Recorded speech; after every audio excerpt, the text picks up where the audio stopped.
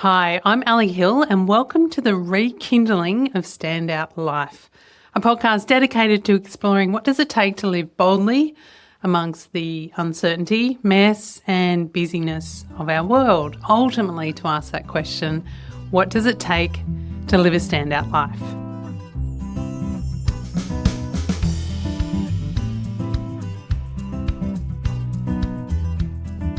Welcome to June of 2026. The very last episode of Standout Life went out in November of 2024. And soon after that, I went on the usual summer break from the podcast, although, as it turned out, that break kept going.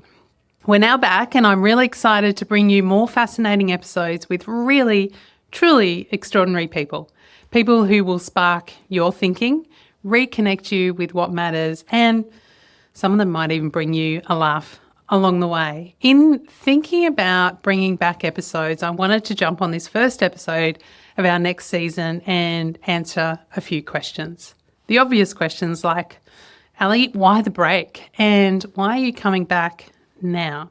I was thinking about these in some depth and I'll certainly share with you a few things that have happened between podcast episodes, but it also occurred to me that there's really nothing to kind of craft. There's no marketing spin. There's no real big hidden agenda, not even any massive aha moment to engineer or reveal. And the more that I move through life, the more that I start to realise that the big moments and the everyday moments, well, all of those are just living. We're gathering stories in whatever season we're in, whether we're in those quiet seasons, whether we're in the messy seasons, the more mundane seasons. Maybe you're in the burn everything down and start again seasons. Whatever season we are in, it's all just living. So in thinking about that very first question, why the break, why the hiatus within the podcast, there are two main reasons that come to mind for me. The very first one is just life, and I want to talk to you about some of the transitions I've faced across the last nearly 18 months. And the second one is probably an insight and a realisation, the thing that I know as a psychologist, but just how fear can shape our behaviours. So let's explore that first one, partly to answer that question around why the break? Why the length of time away from the podcast?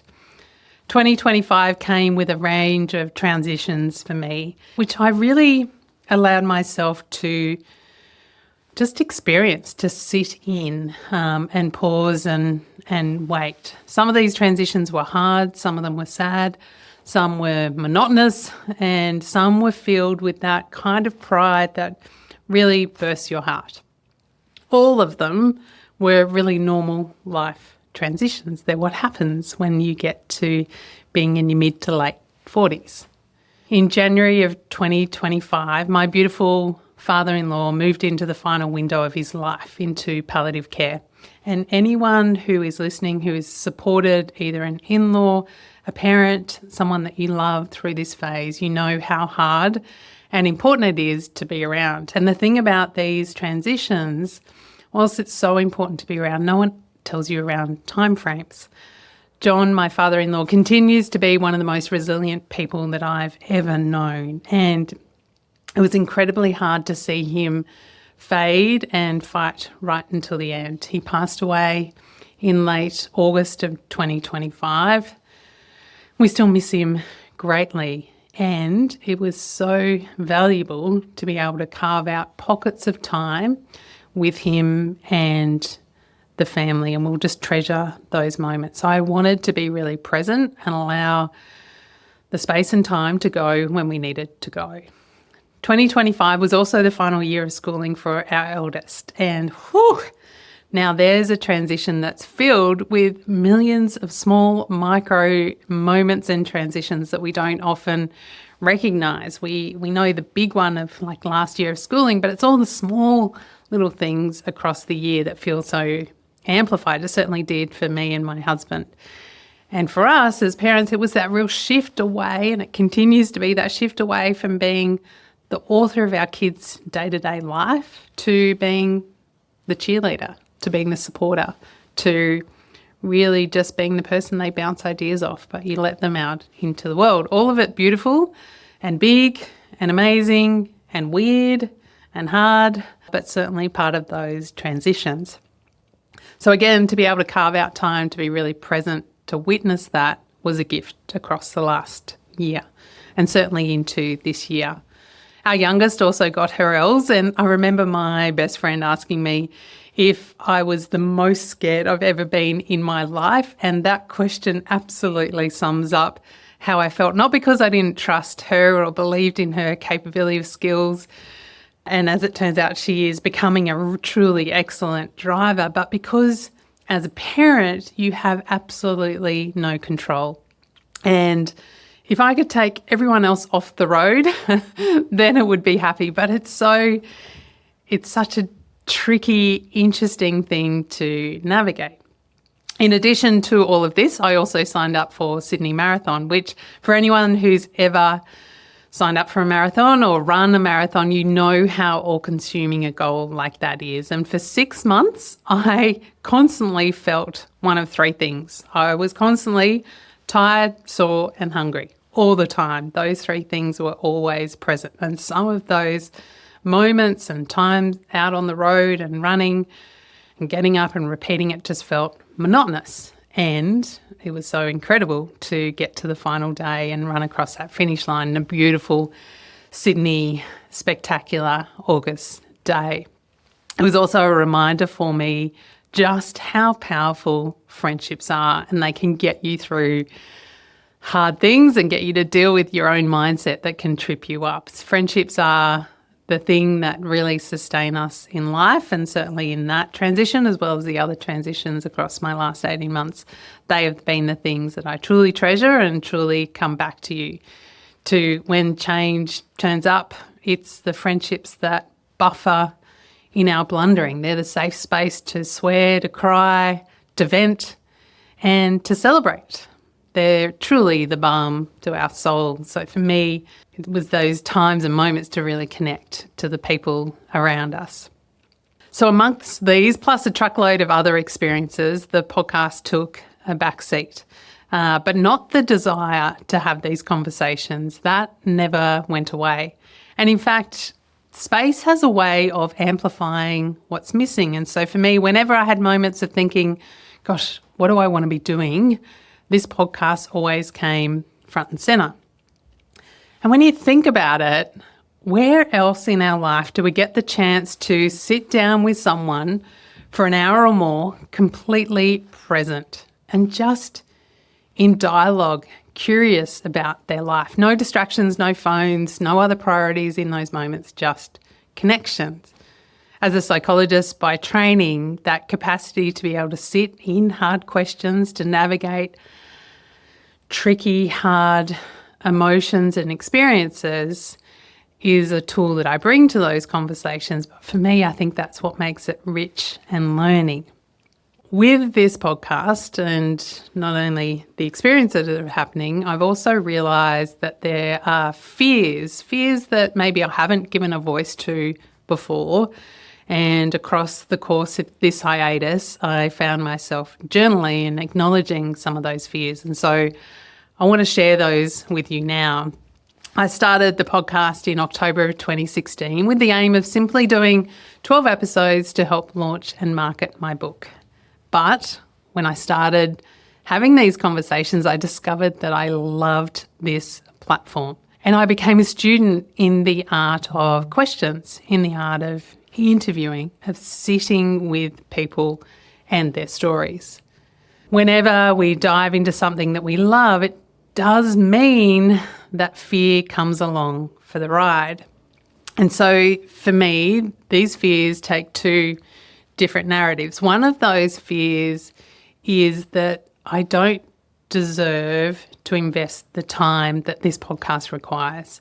What I mean by that is it's almost this shame of, hey, Ali, it's self-indulgent. You've got work that you need to do over here. You've got a business that needs your attention. And any time on Standout Life, it's taking time away from that business. That it is, like I said, self-indulgent, that it's selfish. It's a distraction.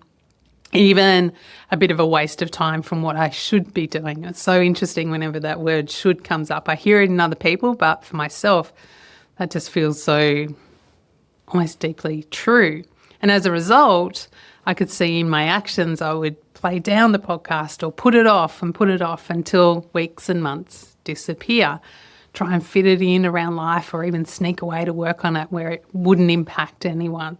It's so interesting to realise what I was doing and what was really driving it. Weirdly, counter to that, the other fear that I have is that this kind of almost deep shame that the podcast isn't bigger than what it is. Across the last 10 years, the landscape of podcasting has changed dramatically. And where this podcast started, it used to sit consistently in the top 10 list of podcasts here in Australia. And now those spots are competitively held. And so whilst one part of me thinks it's self-indulgent to even work on this, there's another part of me that is embarrassed, almost ashamed that I haven't invested enough time, that I haven't elevated enough, I haven't given it enough attention. It doesn't have the marketing that the quality of the guests that I get on truly deserve. And again, that fear just kind of speaks to that. Look, you shouldn't be doing this. Ultimately, these two fears that might feel quite different, they're ultimately trying to protect me in some way of saying, hey, you shouldn't be doing this. So how do I reconcile these? A good friend of mine, a fellow by the name of Michael Henderson, he's a corporate anthropologist, and he shared this expression with me that I come back to and I share with others from time to time, but it's become true as I start to put a voice to these fears. And he says, when it comes to fear, acknowledgement is freedom. Fear wants to be heard, it wants to be understood. It is often there to try and save us or protect us. And there are some circumstances where it actually holds us back from the very thing that our heart wants to be doing. So when we acknowledge it, it loses that stronghold on our thoughts and on our actions. So even for me, just sharing these fears, firstly in my journal and then here speaking them out loud, allows me to go, thanks fear, but I don't need you to protect me here. This is okay. Requires a bit of courage to keep going and to keep going in a way that really aligns to me, to something that I really enjoy and can bring joy to the experience of. The other thing that helps me reconcile this is that about 6 months ago, I listened to a podcast with the amazing Naval Ravikant, and there was an expression that he shared that really gave me an aha moment when I heard it. Even through his incredible business success, and he's had some phenomenal success, and if you haven't come across any podcast interviews with him, I would strongly recommend it. Incredible business success. He talks quite a lot about the rapid shifting landscape of technology and what's new and what's changing. Even in amongst all of that, I guess I was expecting to hear the advice of you just need to hustle more, you need to believe in yourself more, you need to work longer, those sorts of narratives that we might hear in that area of work or in our lives. But his call to action was simply to follow your intellectual curiosity. What is it that sparks your thinking, that strokes your almost creative curiosity that says, I wonder what this would be like. I wonder. And as soon as I heard that phrase, there were two things that came straight to my heart as well as my head, and they were podcasting and writing. And so I have come back to that from time to time, not only to acknowledge those fears, but to chase intellectual curiosity. And for me, that is around, curating guests, researching their stories, crafting an interview around the connections with the guests themselves. I love nothing more in these conversations than when guests walk away going, hey, I feel like I've learnt something about myself from this conversation. So it's the conversation itself that sparks my own intellectual curiosity. And there's not a single interview that I haven't walked away feeling personally changed from the conversation. So Here we are. We are back with Standout Life. I'm back following that intellectual curiosity on this platform. Truly open to see where it leads, to genuinely be curious, to take away any expectation that this needs to be the best podcast in the world or it's not worth doing. It just needs to be something that I can honour and I can be putting out into the world. It needs to be lighting me up, and hopefully with that be of value to the guests and to you, those who are listening. So for those that have been listeners since we launched in October of 2016, or who might have stumbled across this podcast recently, thank you. Truly, thank you. I'm forever grateful for those of you who tune in, who join me along the way. It blows me away when people do listen. I love to hear which episodes resonate with you and why. And so this is something I'd love to do alongside you.